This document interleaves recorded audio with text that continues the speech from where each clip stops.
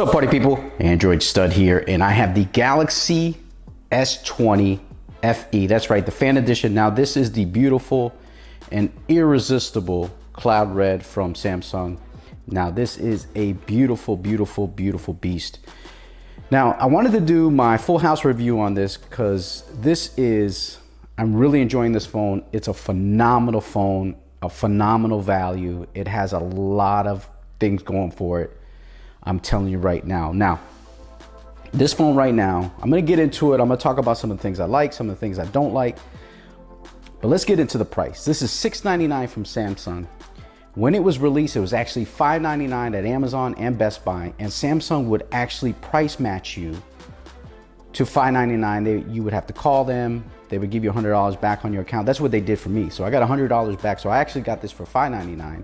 So a phenomenal value, and I think there'll probably be some deals coming up on Black Friday or even later where you can get this phone for a reasonable price. So the price is really it's set at a really perfect price. Now I don't know what Samsung's doing, because if you got an S20 or S20 Plus or S20 Ultra and they drop this, you know, and it's got some top specs. It's got most of the top specs that you look for in a phone. Now, also the Note 10, the Note 20. Why would you get that over this? The Note 20 costs $1,000. This costs $699.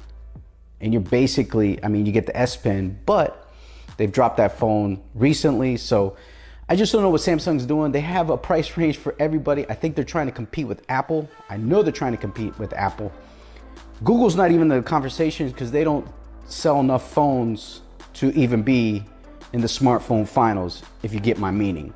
So Samsung's trying to compete with Apple because Apple's dropped some of their prices on some of their phones, and even their iPhone 12s that will be coming out this year will be priced right for a lot of people. So they're trying to get into the price game. They want to be the price champ when it comes to phones. Now this phone has some impressive colors and specs. Now this is the cloud red, they have the lavender, they have the mint, they have the navy, they have the white, they have the orange.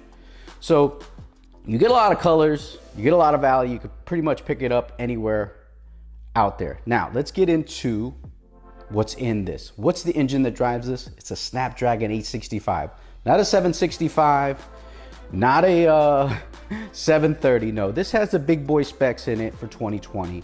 You get a Snapdragon 865, only 6 gigabytes of RAM, but hey, I'm not complaining, and it's not 12 like the Note or the S20 line, but you get some decent RAM. Also storage capacity, you're at 128, Apple. So you get some decent storage on this right out the block. Also SD card slot, so if you want to zoom it up a little bit, you can, you're good to go. Now, as far as the display, you're looking at a 6.5 AMOLED display. They have the best displays, bar none. It's 1080 by 2400. You get that AMOLED, but you get, guess what? 120 hertz all the time, because you don't have to worry about Quad HD like on the Note 20 Ultra 5G or any other device that has 120 and is regulated to 1080 only. This gets 120 all the time. So if you're gaming, you're doing all those things where you need a high refresh rate, then you're not going to have any issues when it comes to scrolling on your device. This thing just will absolutely get it done all the time. Now you get Android 10 out the box, so they're going to update this probably for 3 years. Cross your fingers. You get the latest One UI from Samsung 2.5. It's just got a lot of stuff. And guess what? You think that's good?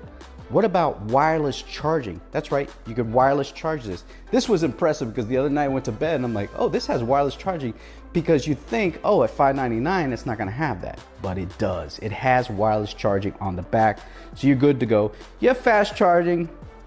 Now the one in the box is not the fastest, but it does charge it fast enough, so you'll be good to go there. IP68. Dust and water resistance. So if you want to take a swim in the pool, I wouldn't recommend it, but you could do your thing. That's another feature that it has for $699. If you ask me, it's just crazy. Okay, so you think, okay, it can't have everything. Well, guess what? 4,500 milliamp battery. Some people complained about the Note 20 Ultra 5G's battery life. This one, no complaints. You'll get a day and a half with this, easy. Depending, excuse me, doggy. That's my dog saying, hey, battery life's pretty good. But you'll get a day and a half on this, easy. You'll have no issues on it. Now, going back to fast charging, is 15 watt, sorry. You also get reverse wireless charging at 4 watt, but I don't really use that, so it's not a big deal to me. This thing has stereo speakers. So if you're gaming or you're watching YouTube or you're doing anything, 120 hertz with stereo speakers, big battery, nice display. Man, you're talking about something that you're not gonna leave your hand at all. So, and check this out. They improve the fingerprint display. What I mean by that, it's fast. And I like how they put it lower, because on the Note, it was a little bit in the middle. So now you get your fingerprint display right here on the bottom. Boom, you're right in. The fingerprint in display reader works absolutely perfect. Now you get that front facing camera there. It's pretty good. I don't mind it. It's not the greatest. It's not pixel quality, but you get some decent shots on here. I'm not gonna complain. Hey, what's going on? So it's a 32 megapixel shooter on here. You could do 4K video on here, I believe at 30 frames per second. And then when you flip it over to the rear, hey now, you get a 12 megapixel, you get a triple camera setup on the back, okay? Which are, the cameras are pretty good. They're not terrible.